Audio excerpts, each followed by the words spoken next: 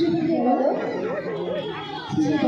শিশুকালে মার্বেল প্রতিযোগিতা খেলা আমাদের দুবার হচ্ছে। যেহেতু প্রথমে যারা লালপিতার কাছে পৌঁছেছিল তারা সবাই ডিসকোয়ালিফাই। শারীরিক সংখ্যক মার্বেল তাদের হাতে ছিল না, অর্থাৎ বাড়িতে যেভাবে মার্বেল রয়েছে সবকটি মার্বেল হাতে নিয়ে দৌড় নিয়ে চলে আসতে হবে লালপিতার কাছে। এখনো আমরা বুঝতে পারছি না কে প্রথম দ্বিতীয় বা তৃতীয় হবে। শারীরিক সংখ্যক মার্বেল হাতে থাকতে হবে।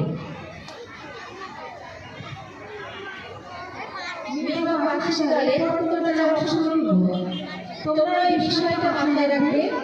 সকলকে মার্বেল নিচে হাতে নিয়ে তারপর আসতে হবে লালপিতার কাছে।